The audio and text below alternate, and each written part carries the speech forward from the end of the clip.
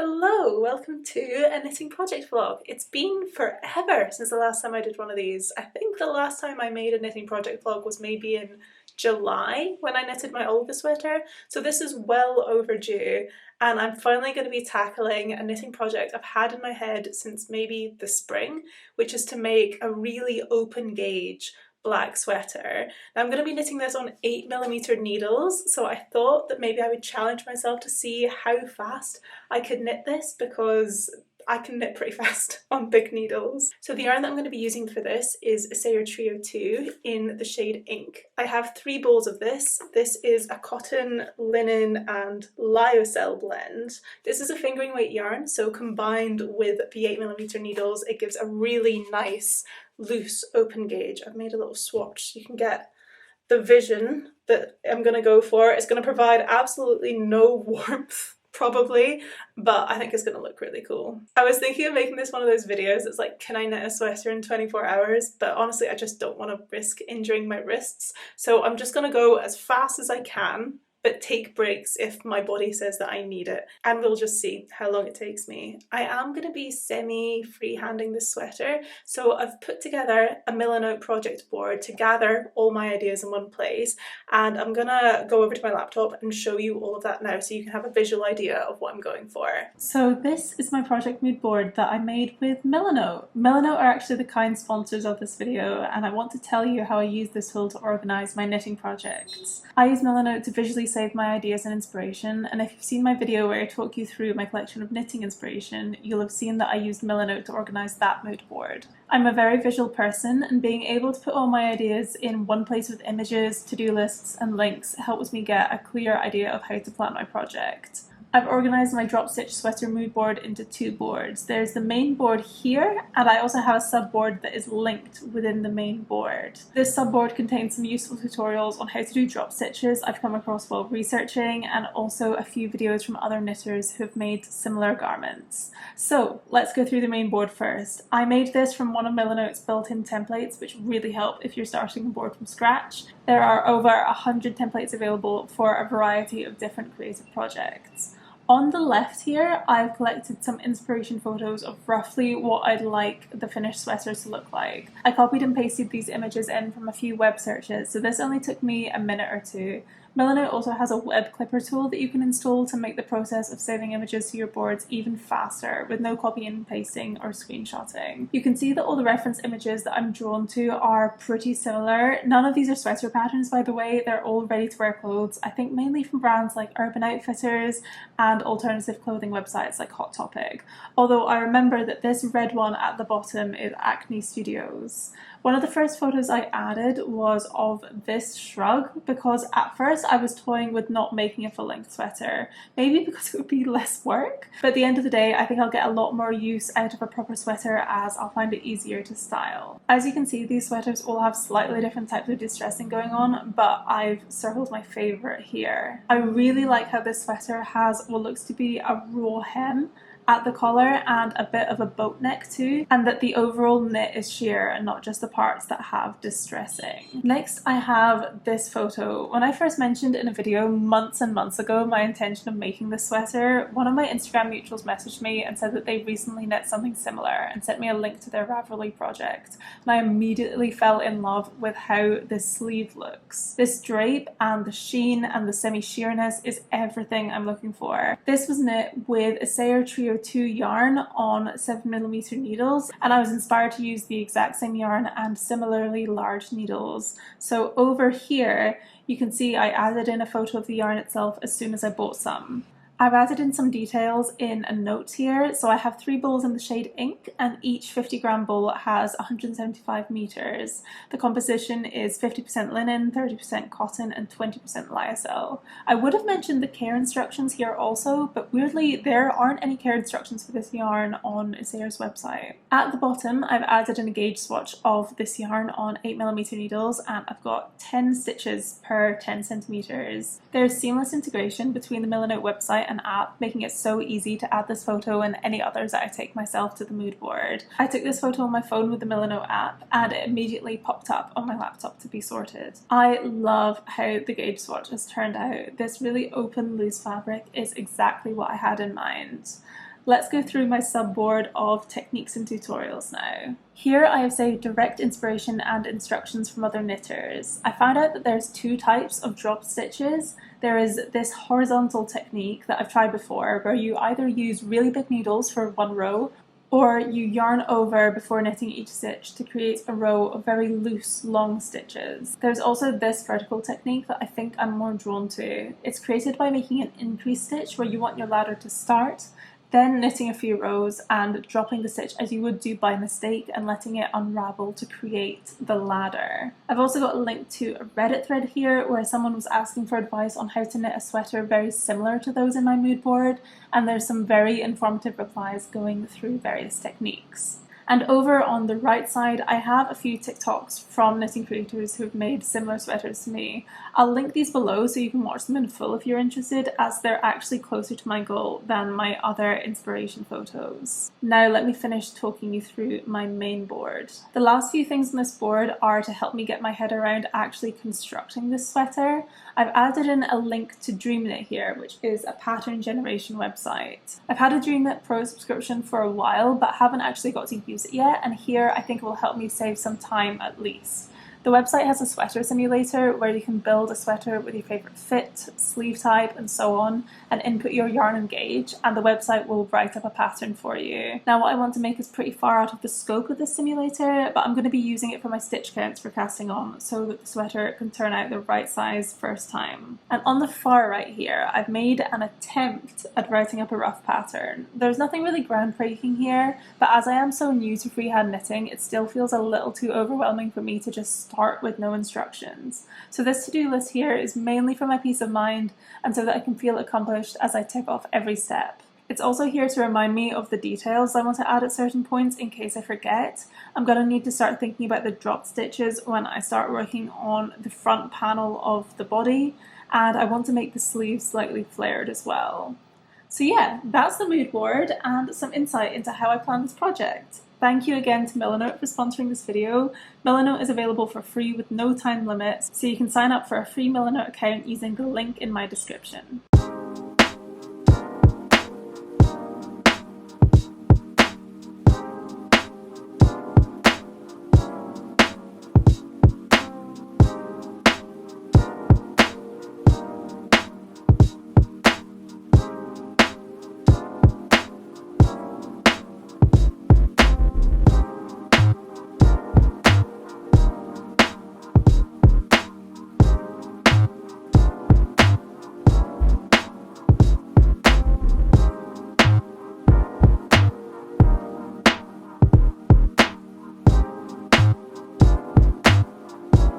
Oh, this is a very cozy background. I've not been utilising this enough. So it's the end of day one now, and I actually didn't cast this on until about 6 p.m. today. It's now about 11:30 and I spent like an hour cooking such a good pasta. I made like this anchovy and garlic and lemon pasta. So I've only been knitting on this for about 3 or 4 hours at most, and I've already joined in the round. There's not much to look at right now. I'm hoping that this is going to look a lot better on. It's kind of giving fishnet tights at the moment, but I am fully trusting the process. I think this is going to look really good when it's on. DreamKnit was actually, true to its name, an absolute dream to use. It took me under 5 minutes to generate a pattern, and I have modified it a bit, but I did take the initial stitch count and use that to cast on the back panel.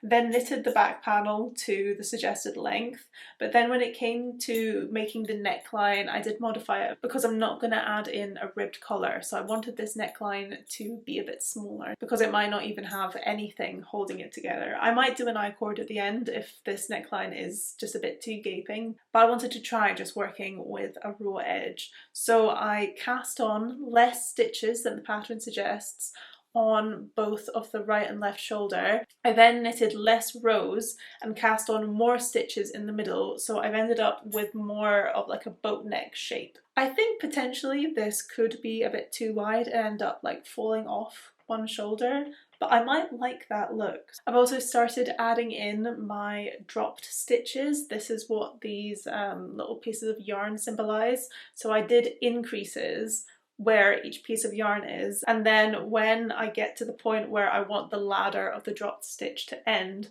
I will drop that stitch and it will then unravel up to the point where there was the increase. I think I'm more than halfway done my first bowl of yarn. There's not very much left in here. The Dream Knit pattern did give an estimate for 4 bowls of yarn for this, but that is also taking into account like ribbing, so I'm still hoping that I can get away with 3. I will make it super cropped if I have to. I think that might even suit this vibe. I'm really enjoying working with the yarn so far. It is not at all splitty, unlike some other cotton linen blends, and it's not hurting my hands at all. Granted, I haven't knitted with it for very long yet, and I suppose I won't. I think this will be a faster project than I was even anticipating. I honestly feel like I'm pressing fast forward on my knitting. I expect this will only be like a 2 or 3 day job. Tomorrow I'm heading up to Glasgow. I've got a bit of a beauty day. I've got a massage and a laser hair removal appointment booked. One thing they don't tell you about laser hair removal is that it's not actually permanent and you need to get a top-up appointment like every 6 months. And I think I'll have plenty of time to work on this on the train there and back.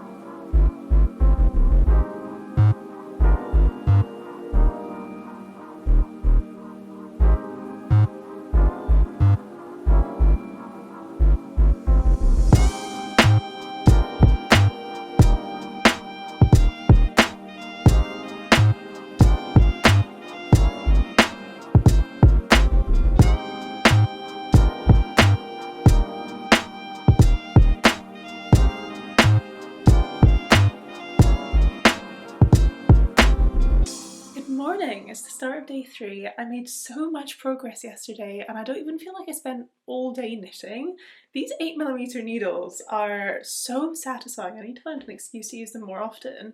So I have now cast off the body. As you can see, it's super cropped. I will be going back in and making it longer if I have the yarn for it. And I've started on my first sleeve too. And actually I'll try this on when I talk about this too. I'm wearing like a big muscle soothing patch on my shoulder, if you're wondering what that is, if you can see it. My massage yesterday was so good and I'm just trying to like get to 100%, get rid of all the knots on my shoulders. I went to a place called the Physio Company and it was amazing. It was just 45 minutes straight of work on my shoulders, which I really needed.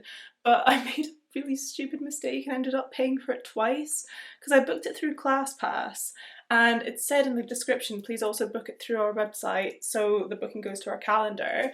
And I thought I did that, but I had actually also booked a massage with a place called the Physio Clinic, who charged me for a no-show.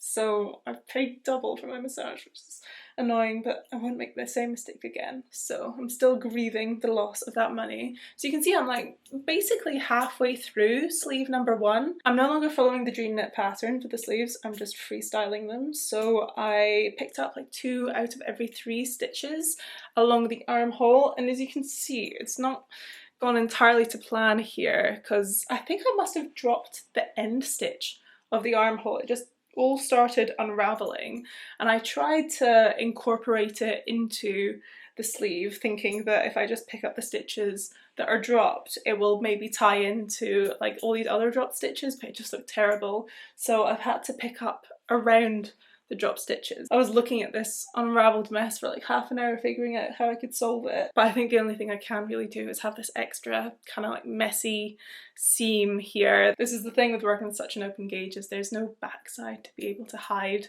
any mistakes with the work. So after I picked up the stitches, I'm just decreasing like, I think every 4 or 5 rows. I'm going to keep decreasing until I get to past the elbow, and then I'm going to increase so it's a nice flared sleeve. I think I should have enough yarn to make full length sleeves. This is my second bowl and it's about halfway done, so I'm halfway through my entire yarn for this project, which is crazy. I think I might be able to finish this today. I think I really should be adding in an I-cord collar. I mean, it kind of looks nice off the shoulder, but I think I would prefer it to be a bit of a boat neck. Sorry, I'm wearing a black top. I thought that this would be a good way to show it off, but it's actually not at all. Maybe I'll actually tuck this up so you can see what's happening in the body a bit better. So I think ideally I would have it be maybe 2 more inches longer, and the dropped stitches came out perfectly. So I have one really long dropped stitch on this side, one quite short one here, and then another long one down here. I also have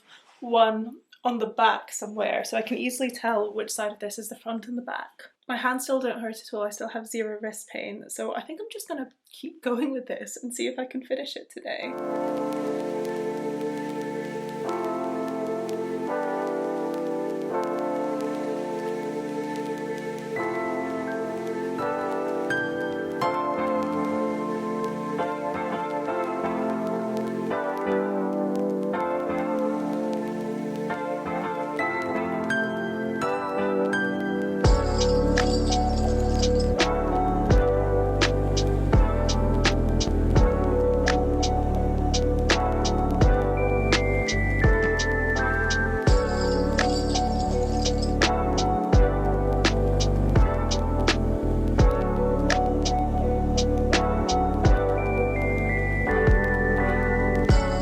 It's not quite the end of day 3 yet, it's 9 p.m. and I'm going to spend the rest of the evening knitting on this. I'm on my second sleeve now and nearing the end of my second ball of yarn.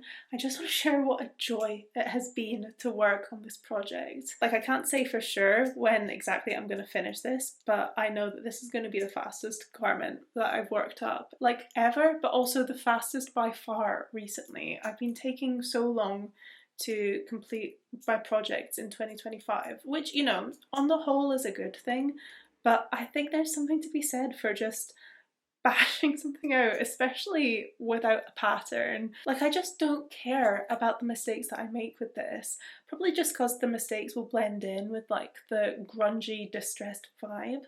But I almost always follow patterns with knitting. And you know what a good analogy for this is you know when you first start learning to cook and you're always following a recipe, and after you follow enough recipes you realise, like, I can take the training wheels off, I know how to do this on my own, and you can cook like a nice elaborate dinner for yourself without having to refer to a recipe. But you can also put together like a very decent tasting lunch very quickly. This is my decent tasting quick lunch. Like, it's not elaborate, it's not perfect, but it's quick and easy. I didn't expect to get so much satisfaction from this project, but it's so nice to just have a fairly simple idea, a basic plan of how to execute it, and be able to pull it off with no worrying. I exist kind of in the middle of type A and type B. I used to be a perfectionist when I was a child, and as an adult I've gotten a lot more relaxed and don't care nearly as much. But I think with my knitting, especially because I'm going to be showing it to the world, I do tend to set like a decently high standard for myself. And I guess it's just nice to be able to meet that standard with so much ease, like not having to think about it, not having to worry, not having to like undo half my project and start again. I'm just like, yeah, that's what I wanted, good. Well, how long did it take me? 10 hours? Great, moving on. I think I'm at the stage in my knitting journey where I no longer feel the need to be constantly referencing patterns, and I understand the basics of how to make something by myself. I did reference that dream knit pattern for how many stitches to cast on and for what length to knit the front and back panels to, but I haven't looked at it once since. And yeah, I guess I just wanted to say that I'm so content with where I am now with my knitting skill. And maybe as a bit of encouragement, if you're always knitting more and more complicated patterns, maybe take some time to knit something that's quick and that's freehand if you haven't before. Because it can be so gratifying to look back at the stuff that you used to find hard or not understand how it worked and realise now that it's easy for you.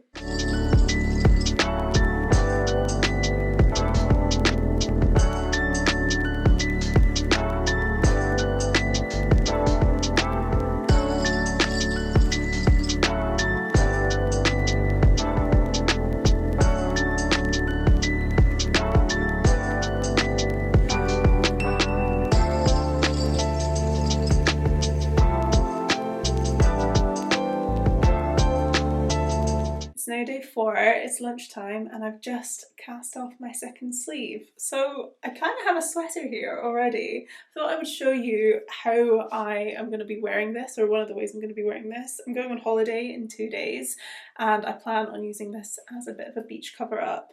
I still have plenty of yarn left. This is how much I have of my third bowl of yarn, so definitely enough for me to add some length to this. I would much rather it covered my whole stomach so that it's not shorter than any black tank tops that I wear underneath it. And I was so set earlier on making an I-cord collar, and now I'm just really not sure if I want to. So I like how it looks off the shoulder, and when I put it up to make it not off the shoulder, I don't think it looks quite as nice. So I might not bother. I mean, I can always add it in later if I find that this is getting annoying. I am so happy with how this is turning out, honestly. It has exceeded my expectations. It is exactly the vision in my head brought to life, and it's going to go so well with my new handbag. I'm going to be celebrating my 28th birthday on holiday, so I had an early celebration with my parents before I left, and they gave me my birthday present, which is this Topology handbag. This is the large bottle Sokochi. I've been drooling after this for 6 months. It's like the perfect sort of hiking-y type crossbody bag. It can fit so much in, and look at this, look how good this is. And it just slides in the bag between the 2 pouches. How good is that? This is going to be one of my outfits. So yeah, I'm just going to add in a few more inches, maybe like 2 more inches onto this sweater. I'm going to block it. I don't know how much difference blocking is going to make for this type of yarn, but might as well see what happens. And we'll be done. Because I casted this on after 6 p.m. on day 1, I'm thinking if I finish this before 6 p.m. today, I'm going to count this as a 3-day project.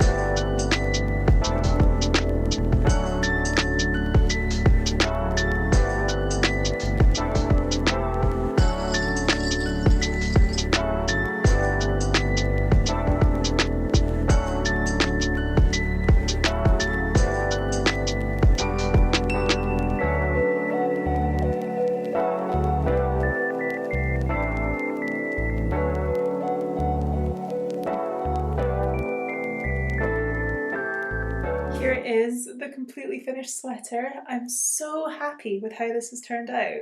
Blocking's actually made the sleeves tighter, which I didn't expect, but I think it looks great. And the few increases that I added at the end of the sleeves gives the perfect little flare that I was looking for. This is what it looks like from the back.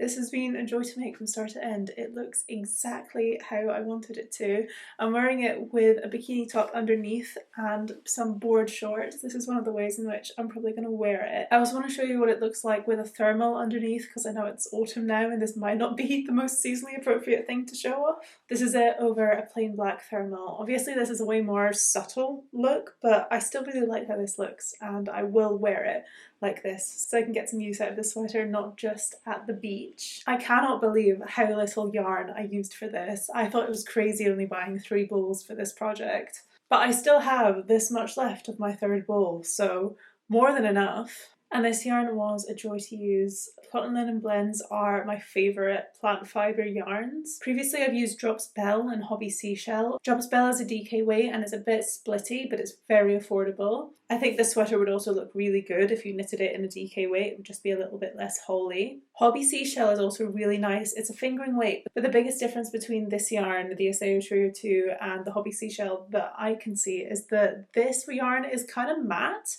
and Hobby Seashell's definitely got a bit of a shine to it. I will say that when I was blocking this, the colour did run. I think that this fibre type could go in the washing machine, but I don't want the colour to bleed on any of my other clothes. I will say I don't recommend making a sweater like this if you're any amount of a perfectionist, because everything shows. Like any ends that are weaved in, new balls of yarn that are joined, you can see it all, which I like. Like, this is meant to be a distressed, grungy sweater. That doesn't matter to me. But I know that that won't appeal to everyone. I'm going on holiday tomorrow. I'm really excited to get to wear this on the beach. And I'm going to pack this in my suitcase now. Thank you so much for watching. I hope you enjoyed. Thank you again to Milanote for sponsoring this video and being the perfect tool to plan this sweater. If you want to try Milanote for yourself, you can find a link in my description. I hope you're having a wonderful day and I'll see you in the next one. Bye!